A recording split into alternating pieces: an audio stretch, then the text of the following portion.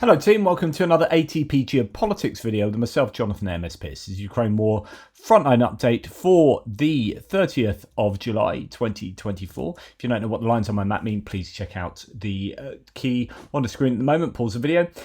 I'm just going to go to the AI-generated ISW Institute for the Study of War American Military Think Tank daily report summary that's further distilled on my website, atpgeo.youtube guy youtube.erg.uy and Benny Pye has sorted this feature out for me on the website. Notable anecdotes from the ISW report from last night. This isn't necessarily to do with the front line, but I just thought I'd throw this one in because I hadn't seen this, but it's the sort of thing that we've heard and I've reported on consistently. There are reports that Russian authorities are illegally detaining migrants without food and water and physically abusing them in order to coerce them into signing military contracts. The frequency of these raids has reportedly increased since a terrorist attack on in March 2024. So they are desperate for those boots on the ground, right? But when we talk about the actual front lines here, let's have a look at what we have in terms of movements on that front line. No change to the Kharkiv Oblast direction, no change to the Kupiansk-Svatovo to Crimea axis in the northeast. The first changes take place north of the Bakhmut sector in the North Solidar region, around Rozdilivka, actually further north of Rozdilivka through that village, now fully under control of the Russians, and according to Surat Maps, a pro-Russian mapper, they've taken some fields north of there on the way to Perezhne and kind of parallel to Fedorivka. So slight gains in that area, always a bit worrying as they're biting chunks off everywhere on the front line. And although that doesn't make an awful lot of difference in and of itself, when you have consistent bites being taken, eventually you start getting very close to places like Siversk in this case, and that's when it starts becoming a little bit worrying. Chasiv Yar, no change there again. There have been these claims from Surat Maps that the Russians have got across the canal, not seen that reiterated anywhere else. When we come further to the south past Klishchivka on the way to Turetsk, you can see that both Andriy Perpetua and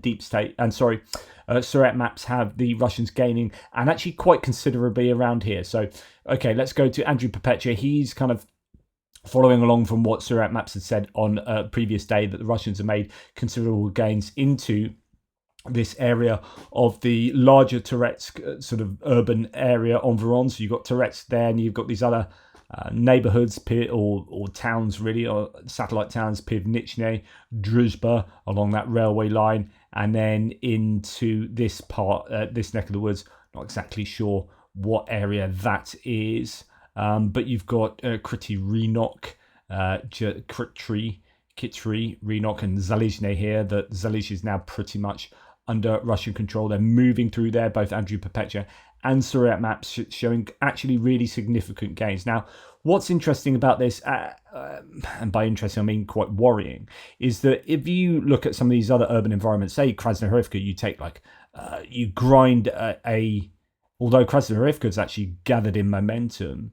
I don't know. I wonder whether Bakhmut is a better example previously, and other places where the Russians seem to grind and take like a road here, a road there, and yet the last few days you've seen some massive areas taken. So here, they've taken control supposedly of all of this area of urban environment, all the way over here as well. And then when you come further down south here, you've got this entire neighborhood taken.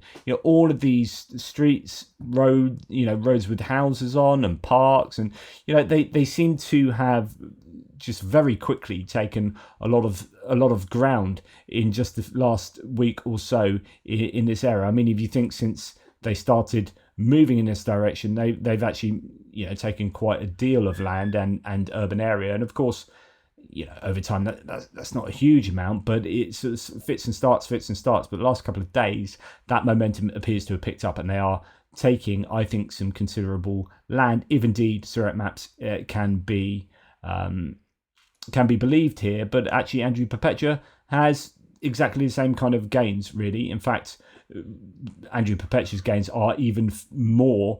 The Russians have moved even further, given that he is starting from behind where Surat Maps was. So I think this is all pretty worrying in a Turetsk area. I had been saying that the Ukrainians seem to have stopped the Russians advancing so much there. They'd stabilized the area to some degree, but that appears not to be the case at the moment. No change to the New York area, so that is good news. The Ukrainians have done a couple of counterattacks in this area. They've done one up here and then one down here. And so they are trying to push back in that area a little bit. Then when we come onto the Pokrovsk direction, not quite as many widespread gains as we've seen over the last few days. There are still a few gains to be had here. Andrew Perpetua has the Russians moving into this area south of Lozvetska there on the way towards another Ivanivka. And then further to the south, they've moved through Vovcha, coming down the railway line, and then have now control over, as according to Surat maps, slightly more of Vesely, but not quite as much as Andrew Perpetua has the Russians controlling. And then according to Andrew Perpetua, some ground just south east of Vesely as well, that the Russians in control of. Surat maps has them in control of more of those fields around that area. So a few moves there for the Russians, a few fields and areas that they are having, consistent gains in still. Krasnoyarivka, no change there. That's one of these towns that the momentum has certainly picked up there recently. The Russians taking more and more streets in that area, but they might well find it a little bit different here. There's more open areas around the northern area of Krasnoyarivka, and it's not quite so densely populated. I don't know if that's going to make it slower or quicker for them to take. Sometimes you argue about how difficult urban warfare can be and how attritional it is on the attackers, and yet at the moment we are seeing the Russians making some fairly decent gains within those sorts of urban environments. Coming further to the south, we have seen a number of really big attacks on Konstantinivka here, where the Russians have thrown huge amounts of material and personnel at Konstantinivka. The Ukrainians have repelled those attacks with all sorts of weaponry, everything they can, from ATGMs and mines to drones and artillery, all working together to repel those attacks, and the Russians have had a lack of success. In fact, this kind of whole large area has been, I think, a really difficult place for the Russians. They've lost phenomenal amounts of pieces of equipment around the Novomykhailivka and extended sector. So yeah, really challenging for them there. But no change as of the last 24 hours, and no change down towards the area, I guess, west of Solodka, where the Russians are trying to get closer to the road that connects Konstantinivka itself to Vuhledar down here around Vodyane. They've been moving further to the west on consecutive days, but no change today in that area either. Now, I'm not quite sure about what's going on here. Andrew Perpetua has quite a few changes to this area, but I don't know that this is around Pavlivka, Mikhailska, south of Vuhledar. I don't know if this is more to do with just rejigging. There's a lake here, and I don't know if he's moving the mapping a bit so we can grab the lake. Sometimes when you're doing this in the other program, not Google Earth but Google Maps, if you don't have a spare area like this that doesn't have any polygon on it, what happens is you end up moving the entire polygon as you grab it to try and move the screen. So you need these areas where you don't have anything there, and sometimes he leaves like lakes controlled, if you like, and that allows him to move the map. So I don't know if there's something funky going on, but it's a bit longer for that. So it looks like more of a redrawing rather than the Ukrainians pushing the Russians south of this water feature here.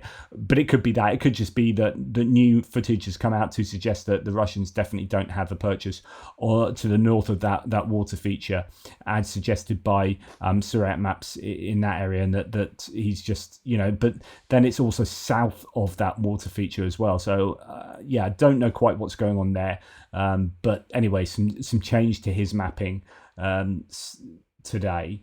And then when we come further to the west here, we have in the Uruzhany Staromyorska area the Russians pushing up, and that's an agreement between the two mappers here, where Surat maps had already shown this under control of the Russians, and Andrew Perpetua obviously finding some evidence to support that. Now, there is some talk about Leopole, which is there. That's a town or a city that has had an awful lot of attention. It's close enough to the front lines to get some artillery. That's 10 kilometers from the front line, so it gets a lot of artillery action there. The Kiev Independent says Ukraine reports Russian attacks on Heliopole front in Zaporizhia has started after a long pause, restarted. So that is something to look out for. But other than that, no change to the front lines. That's pretty much that. It's a quick one today. It looks like mainly your red pins again for the Russians. The Russians really are just eking out these gains on a daily basis. But as I keep saying, they are not in a good place themselves. I just think the Ukrainians are also really thinly stretched, and they desperately need boots on the ground, and those boots are being mobilized, but it takes months to train them properly. And the quicker you assign them to a front line for rotations or for reserves and reinforcements, the more in danger you are of sending those people to die quicker than they otherwise would if they were to do that, and then you get into trouble for maltreating your troops, so on and so forth. So it's a bit of a no-win situation, given that they have taken so long to start that main mobilization effort, and lots of people criticizing the Ukrainians for the amount of time it took them to get up and actually really change the laws in Verkhovna Rada and get that mobilization bill through so that they can get more and more people to support their defensive war efforts there. So I think that is something that's biting them on the arse at the moment, and it is meaning that they are desperately thin across the front line at a time when the Russians are really struggling for material and for trained personnel themselves and for well-equipped troops that are in good condition. They don't have that, and yet they're still just throwing them on and on. There's another report just coming out from a whole group that have filmed themselves complaining about their lot as well. So there are so many anecdotes coming out from Russians still that they are, things are not going well for them. But if you're just looking at a map and gains on a map, then if you are Putin and you don't care about human lives, then hey, we're making gains, whoop-de-doo, things are going well for the Russians. So it depends what your metrics of success are, as I've explained to you ad infinitum. Anyway, thanks for watching. Please like, subscribe and share. It's a quick one today. I'm going to go and watch a film with the family. Take care, and I'll speak to you soon.